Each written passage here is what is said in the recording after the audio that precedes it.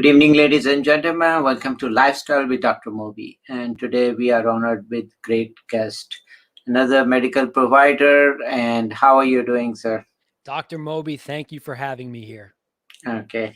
Dave is actually doctor of physical therapy, and he is author of the book as well as podcaster. I'm going to give stage to him to describe himself. I appreciate that. Thank you. Thank you. And my name's Dr. David Meyer. I'm a sports performance oriented physical therapist that wrote a book titled Injured to Elite. For all you live watchers, here's the book right here. It's actually a picture of me squared there at Astoria Park in Queens. And the whole idea is it's a guide to empowering yourself to transform your life after injury. And as a physical therapist that worked for the St. Louis Cardinals baseball team, where I had to oversee their medical care, I realized that the mental side of injury is really neglected. And it transformed how I thought about things. And here we are today. And this is a very beautiful concept. A lot of people don't know, but actually, the mental side is so important with injuries. So, I think one reason, I think I had one time a coach, and he said that before the game and even they concentrate a lot on mental side because they think that it's going to prevent some of the injuries which anyone can have during the game. I did not know at that time that mental side is important for injury proneness too. And I think since you mentioned a little bit, so we'll emphasize some of those points for audience. So tell us a little bit about what made you think that the mindset is so important for injuries. Yeah, that's a great question. So rewinding the clock back, I grew up with a father with glomerulonephritis, kidney disease, diagnosed from a strep, probably infection as a child in the 50s. And he had his first kidney transplant from his mother, my grandmother, Pearl Meyer. And he was on dialysis prior to that, of course. The kidney lasted 27 years, had his second transplant when I was, I guess, my later teenage years in college. And I saw he was a huge sports lover. We bonded over that, but I saw the deleterious effects emotionally of illness and the injuries that came along with the drugs he had to take, the immunosuppressives and the corticosteroids. And I really connected to wanting to have impact on people's lives where they can live out the life they want to live, not just treating an ankle sprain, but in allowing that individual to use even the injury to do bigger things in their lives, a reflection point. And so the moment that it hit me, I was a psych major undergrad at SUNY Albany studying psychology, but I was working for the Cardinals. And my first year, here's a player on a training room table, and I'm looking at him and he's cross-legged on the table. And I could tell as an intuitive empath that something was not right. And I was just managing the training room. I had 15 athletes in there and I'm trying to give exercises and therabands and all that stuff that we do. But here's this player that had a reconstruction in his elbow, and I can tell that he was not happy. And instead of me saying, hey, let's go in the office, let's chat, let's figure this out, I was in the mindset of working as a clinician, as an operator. And unfortunately, about 6 months later, when he transitioned back to a club, to a team, we came in one day and we were told that he attempted, thank God, unsuccessfully, suicide. Oh, no. Sad. And yeah. And so I realized, I said to myself, Dave, you knew it. You saw it. You felt the energy.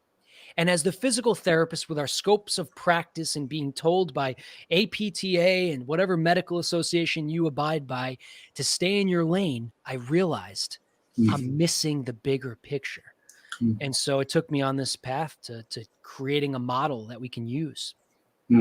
No, this is fascinating. And, being in medicine, and we see that all the time, there's actually a notion that, a lot of in hospital, you'll see a lot of providers put a consult to X, Y, Z, all the specialities, but actually they have seen that the quality of the care patient gets, if you have multiple specialities and they don't talk to each other or they don't look at the bigger picture, the quality tends to actually really go down. And so if you have number of specialists on a case, believe me, the outcome is not as great as if you had few and they are very focused on lot of issues, even beyond our lanes. We see, I do sleep, can behavior therapy, or those, psych issues like you mentioned, if they are suicidal and you feel that there is another layer to their problem, then we really need to sort that out. I mean, that's how it is, right? Oh, absolutely, doc. I mean, my mother's going through an episode of care with a very rare condition called Berger's disease, which is very rare vascular disease that affects young smokers. She'd be the oldest woman in the world, the oldest person in the world with Berger's. She also has a condition called APLS, Mhm. uh, and so she's going through this with tons of specialists, and she hates to go to any doctors. So what you just said is so true. Mhm. Sometimes we need to just do a better job at being a few really good integrated clinicians rather than just getting into that rabbit hole of the medical model that we live in. Yeah, yeah. And I don't know, there's also, patient thing too, that somehow patients are actually, this have notion that they might be offering something new or something different. um, if they, even their few doctors will have a great opinion anyways, but they want to put those 5 consoles or 10 consoles, and in the end, actually none of those agreements are the same, so Mm, they could all be divergent. So, and then you're more confused than to start with. So that's yeah. exactly what. So tell us a little bit about, you've been dealing with a lot of athletes, and I, with my residents, I also tried some rotations in sports medicine. I was lucky I did spend time with Steelers, so Nice. it's so I know it's, but it was fun, sports medicine. And so since Football's you, brutal. yeah, yeah, I mean, any sports is fun. But sad thing is, when you're dealing with injuries, and so what is so important. One thing we talk about is mindset. Second thing is what thing they can do so they don't have this injury proneness. Yeah. So there's two, it's like you're a sleep studies expert. There's two elements of sleep, as I learned from one of my mentors, Yeah. getting to sleep and staying asleep. So Mhm. in the injury world, there's two sides to it. There's preventing injury and managing injury. Mhm. Well, I guess I should add a third, Yeah. overcoming and growing through injury. Mhm. Um, the million, the billion, the $1 trillion question or Bitcoin question is, what can you do to Mhm. prevent injury? Mhm. And I call the BS card on that. You can't prevent injury because when you have a Ferrari and you're driving up the Pacific Coast Highway, if you drive that Ferrari quick enough, it's going to go off the road. And so, peak performance in and of itself is a wonderful art of Mhm. pushing the limits Mhm. and also putting some stress on that system. That's where recovery and sleep, nutrition, Mhm. come into play. So I think everybody wants to know, what's the sexy, what's the fancy thing I can do? Cryotherapy or the newest food that I can eat, or I should say supplement. But I always come back to two things: what you're putting in, what you're eating, not supplements, and how you're sleeping. So if you're not getting the fundamentals well, I don't care what trainer you're working with. I don't care what modality you're using. If you're not getting the basics right, then you are at a higher risk. And just to go into your world here, um, I was very fortunate enough to be introduced by a patient of mine to her father, Dr. Bill Hart out of Stanford in the Bay Area, who worked with a lot of the leaders, Dr. Ma, I believe.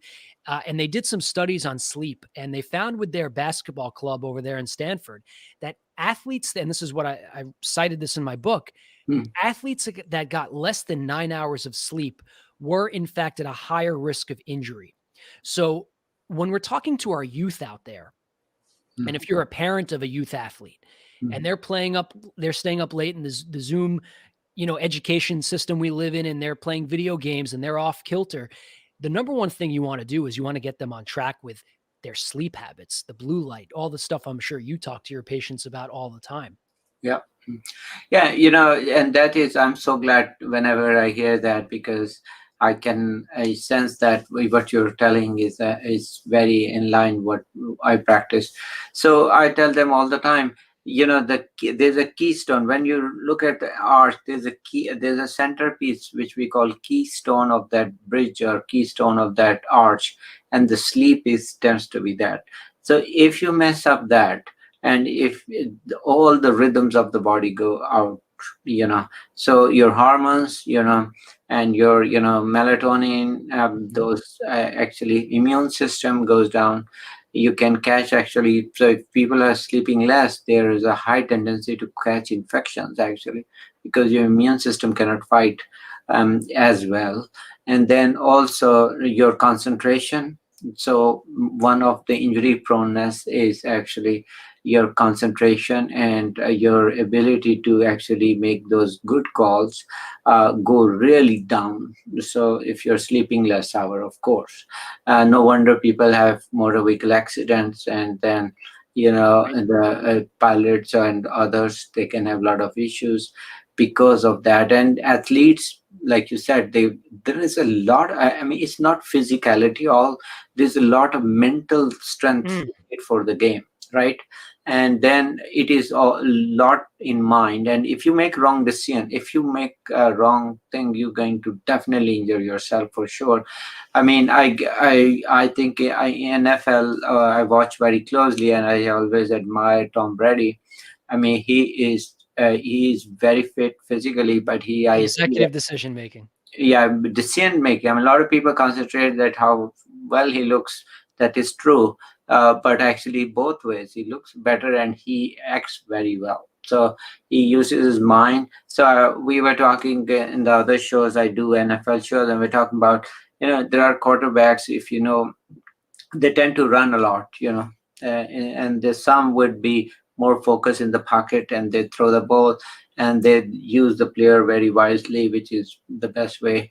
But some run, and there's nothing wrong with running, but problem is they tend to have more injuries. So, Hmm.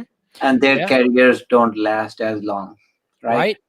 Right. The another $1 trillion question is, what is the Tom Brady formula? And that's so true. Thinking, okay, this player is in improving his game by the decision making process, how he reads the field, how he strategizes, and it kept him healthy.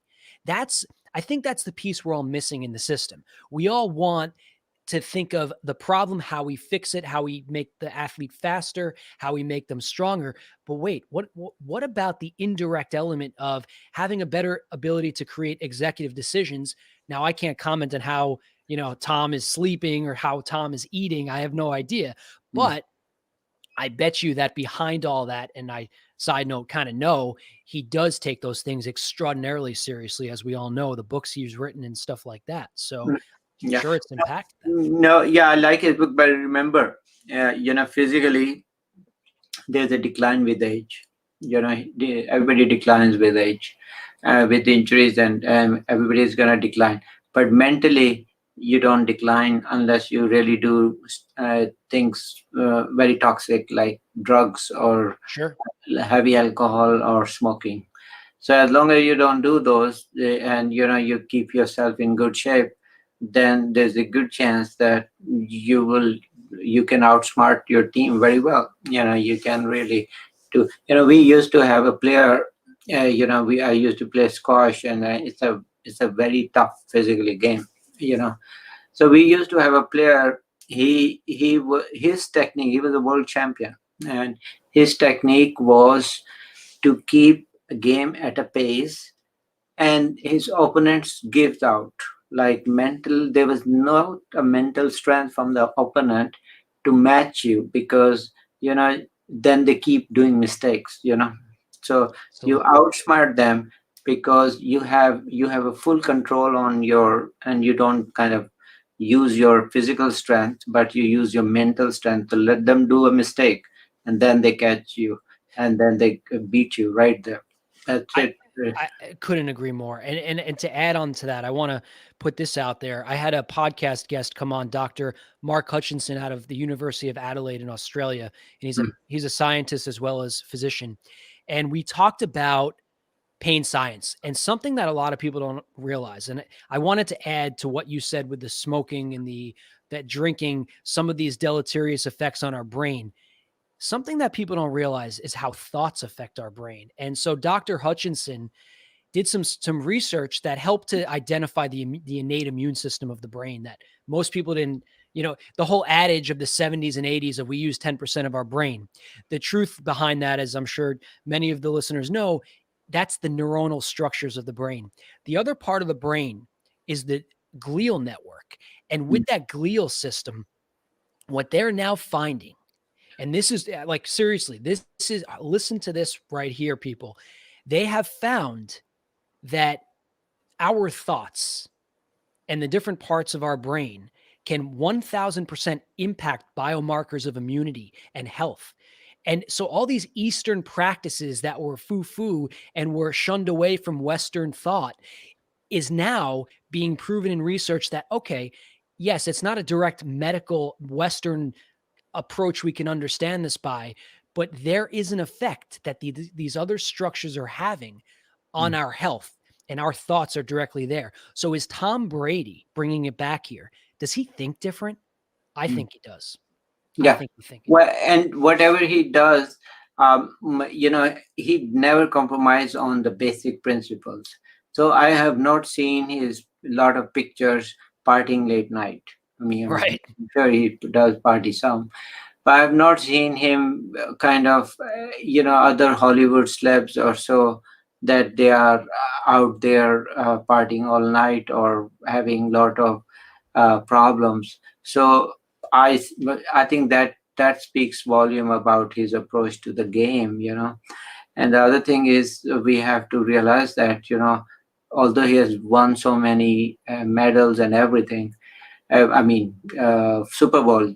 But remember, he is still, and one thing he does every year is he tries to improve one of his weakness. So he's gonna work on one area, mind wise, and Mm-hmm. work very hard on it. So people cannot beat him next year. So Yeah. that's, but it's Hopefully he parties a little bit at Super Bowl night, I would hope. But no. I saw his one picture where he was partying on the board, but not during day, not at night. okay. Not at, He gets a few nights at least. yeah. So, but I think also brings about health, and we talk about the other emphasis is physical health. So there was a time, as you know, before in NFL, also in other sports, they used to think bigger the athlete is, the more muscular, the Right. heavier, Right. um, like, so they are better off. But now the new generation of players, they are slimmer, Mhm. smarter, leaner. So where is the shift now?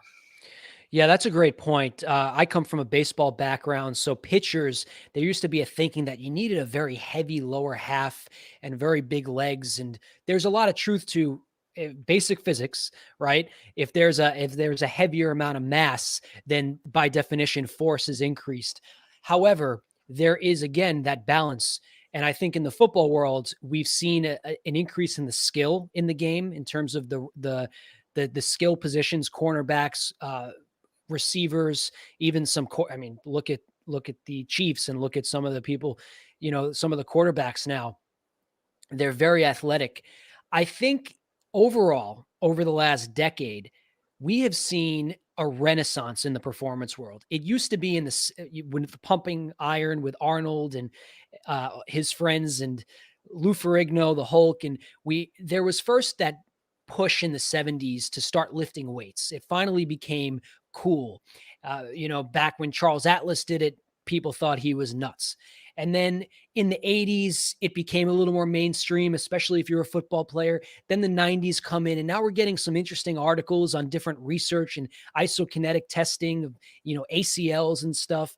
ACL reconstructions are becoming common. But then in the 2000s, sports performance starts to become a discipline. And then in the last 5 or 10 years, we are talking about sports science, data collection, and we're putting GPS trackers on them, and we're doing all these things. So I like to call it a little bit of the fishing generation, where they're just fishing for data and how to, what we can do with these athletes like they're cyborgs. I think we don't have a lot of the answers. I think we might find in 5 to 10 years that one athlete might be best off to be at a certain weight, and another athlete might be best off to be at a certain different anthropometric measurement. So I think we have a ways to go until we really quantify a lot of these things. But I can tell you from working with the Cardinals, we have seen these robust medical programs being developed, from the strength and conditioning performance director to the physical therapists and the sports psychologists, and a robust network of people that are giving a lot of information. But the same thing that you mentioned earlier about too many doctors being involved when we were speaking previously, it's the same thing in the sports world. When you have too many cooks in the kitchen, sometimes it can become a little bit difficult to make quality decisions. So that's Mm, kind of what's going on now, from what I've seen. mm.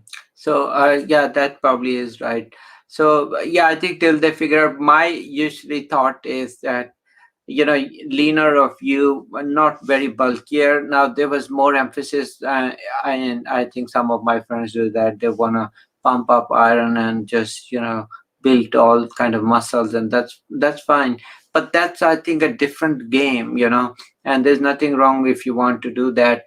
But to believe that somehow increases that, Performance. yeah, performance, that to me is a little indirect. It So 1000%. yeah, and then I have seen, talk about sleep. I have seen both ways. So if you are, if the weight gain is from fat, you will develop sleep apnea. But also, if Mhm. you have more muscle here and it gets Same. bulkier, the unfortunate effect is same. So you have to remember, the leaner. And I don't know, I was reading somewhere that they have seen that, people who, even those other side, tend to have a lower survival rate overall. I don't Right. know, but Back before I became a physical therapist, I was in my square days, as my aunts will tell me, and I was into heavy lifting. And at 5'5", I was benching 335 for 2 reps, and I was big. I'm now a vegetarian, and I weigh about 143 pounds, 44 pounds, and mm, I feel really good. And I mm, can tell you personally, I think we put too much of an emphasis on overall muscle mass. mm. And I think that a lot of people make those extrapolation statements of more mass equals gas, or, more mass is going to improve. Look at Tom Brady. Tom Brady is not the most impressive physical specimen. There's much more impressive physical Oh yeah. specimens. So, I mean, and I think that is true. One thing people forget is that, if you are going to gain weight, whether it is muscular weight or more than your body will, it will have impact on the joints, no sure. matter what. So that is true if you're muscular and you can run, sure. But if you are also heavier and then even muscular, you will have less mileage for sure. I don't know. Think of Ronnie Coleman. I don't know if you know who Ronnie Coleman is, one of the top bodybuilders of all time, an impressive man, and of course not natural through his career, but he's had tons of spine surgeries. And if you look at most bodybuilders, Arnold as well, he's had a lot of his fair share of surgeries and medical issues. Bodybuilding is not healthy. Playing sports is not healthy, as you and I were discussing. And I think there should be more of an emphasis on overall wellness, rather than always trying to be bigger, bigger, bigger. Because yeah, there are consequences. Okay, and then that brings the important discussion of performance improvement, or the performance enhancing medications people use to achieve the desired effects. So it Mm, could be anabolic steroids, or it could be drugs to improve the. So where is the line yeah. we have to draw? Yeah, I mean, think of let's talk about Lance Armstrong and how he's gone through his medical. There is an equal and opposite reaction to taking, whether it's EPO or testosterone, whatever you're taking, there are consequences. Our systems are very delicate. They're resilient, but they're also delicate. The homeostasis should be something that we really, you know, we don't want to make these quick changes to our systems, especially when we have genetic predispositions. So for me, I'm not really somebody that spends a lot of my time researching supplements and performance enhancement drugs. I'm not really somebody that culturally, I think that there's a place for it, especially if you're, for instance, HIV patients. There's tremendous benefit for taking growth hormone, but we're in a culture now as a physical therapist when I'm working with youth athletes and I see that they're growing quickly, and I have to see that parent, and I'm saying to myself, "Oh, I'm so happy to be their therapist because the athlete's doing great, but there's they're cutting corners." And I personally, it's something that I don't really love that it's such a part of everything. However, comma, as Gary Vee always says, um, the same token, I think it's going to be a part of the the conversation for a long time. I think that it will become more mainstream. I think that growth hormone will become utilized by a wider population as they improve it and as they, so I think it's going to happen. And I'm probably, even at 35, a little old school in my thinking, but I think you need to really guard your body and what you consume, because it might make you a little bit bigger and feel better about yourself, but you're also taking that risk of really throwing things out of whack, and usually not by a trained medical doctor, usually not trained by that person. And that's really, you really want to avoid that. And a lot of so what is not natural is, a lot of people ask me, and I said, the natural things become also unnatural when the quantity is more. So remember, the medication, the difference between poison and medicine is the quantity. So if you make even the same food, and if you eat too much more than your body can handle, it becomes poison for you. So Even water. yeah, water. So a lot of people ask me, what is the best detox? I say water. There's nothing better than water, and not to eat as much as you can burn. So remember that. So if you can't handle that, don't feed your body those things. You So just, sorry, go ahead. go ahead. Go ahead. I was just going to say, talking about this, there's a close friend of mine, and he played for the Cardinals. He's now with the Tampa Bay Rays, and Tampa, there you go. It just came to my mind, actually, thinking about this. So he just asked me today, he threw a live BP in spring training, and he threw 91 miles an hour, 92 miles an hour. And he said to me, Dave, do you think being vegan is affecting my velocity? And let's take this as an example. He's somebody that's a very crafty pitcher, and he's having great success, but in his head still, it's the culture of it. He still wants the 98 miles an hour, and he's willing to compromise on this amazing vegan lifestyle that he's lived. And so I think whenever we get into this habit of asking ourselves, what I need to do more, what should I be putting in my body? I think you have to reel yourself back into your long term. Don't confuse short-term gain with long-term goals. Yeah, no, that is very important. So people can mess up their whole rhythm just to gain certain, a portion of their life. So I think it's been fascinating discussion with you. So tell me, any final thoughts would you like to give to my audience? Sure, sure. Thank you so much for having me. My book is titled Injured to Elite, A Guide to Empowering Yourself to Transform Your Life. You can get it on Amazon. This is for anybody, a clinician or a patient, that wants to take a different approach than the traditional rehab model. If you have a pain, an injury, or a mental illness, or a mental challenge, depression, anxiety, fear of re-injury, my book is broken down by 3 sections: the mind, the body, and then a little bit more of higher forces that I'd like to talk about. And I think it's a great resource for anybody and everybody in the sports and orthopedic setting and beyond. So I thank you for your time. Okay, well, thank you, and it's been pleasure. And just remember, the basics don't change for anyone. Whatever level you are, whether it's sports or whether it's not sports, the body actually operates out of rhythm, and we have to honor it and help your body and everyone. With these, thank you for watching our show, and check his book and also check his podcast. It's such a fascinating and learning about how the body, the same principles can be applied. Thank you for watching our show. Take care. Thank you.